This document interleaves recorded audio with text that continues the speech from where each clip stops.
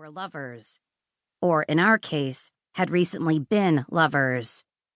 It sounded like a nifty idea, until you learned the catch. The spell wasn't really about power sharing. That was just a byproduct.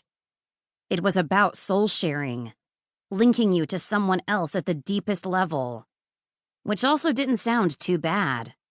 Until you realized, at that level of connectedness, when one of you died, you both did. Yeah, I wasn't a fan.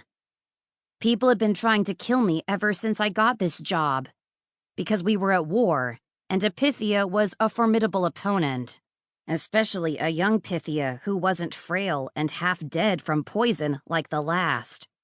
And then completely dead, because they'd gotten Agnes in the end, despite the fact that she was as wily as they came.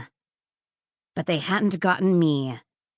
Only they didn't have to, because my ex-boyfriend was going to take care of that for them, risking his own neck along with mine and Pritkin's too.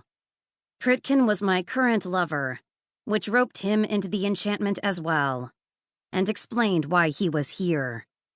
He was afraid that Mircea was going to get us all killed, because the spell was just fine with ménage à trois. Unfortunately, Pritkin wasn't.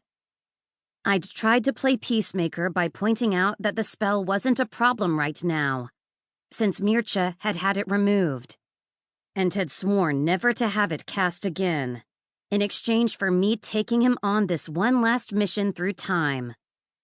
Assuming we survived, that was. That last thought must have occurred to Pritkin too, because my attempts at diplomacy had not been well received. The tension had been a little thick in the carriage as a result, and it didn't look like things were improving. Mircea's expression had turned dark and scowly, and his nose was twitching. I surreptitiously sniffed myself, wondering if my panicked sweat had broken through the rose-scented perfume I was wearing. But seriously, who could tell? All I could pick up was cold and hoarse, and I couldn't see anything huddled under my heavy fur blanket, or talk without possibly being overheard by the dozens of carriages around us. So I stood up too. Another gust of freezing wind hit, making me shiver and causing our horses to do another jig across the slick, icy stones. But this time I barely noticed. This time, I was riveted by something even scarier than a plunge into the void. Shit. Two figures stood at the end of the death trap of a causeway, in long dark cloaks that billowed out on the winds like banners on the castle ramparts above. If they were trying to look human, it wasn't working.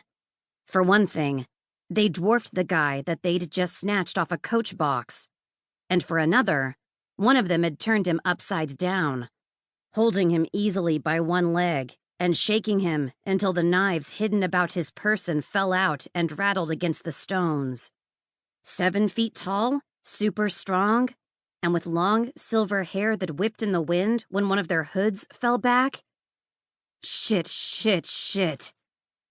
I guess Pritkin felt the same, because the howling of the wind, the creaking of the carriage wheels, and the whinnying of the horses abruptly cut out when he threw a silence spell around us. "Son of a bitch!" he snarled, turning around, and Mircea shot him a warning glance. "They can still see you," he said, talking about the vamps in the other carriages, I assumed. "Like I give a damn! We aren't getting in there!" "We are." It was implacable. "What are the Fae doing here?" I asked, trying to avoid a fight, possibly literally. "Checking every carriage," Pritkin snapped. "And I'm part Fae. Which is why you shouldn't have come," Mircea said flatly. Pritkin's eyes narrowed, taking on a color closer to the turbulent, icy water below. "Which is why you need me. I've dealt with the Fae before." "And how many men did you lose?" Pritkin asked sweetly. Because sure, this was the time to poke the bear. "Can we stay on target?" I asked.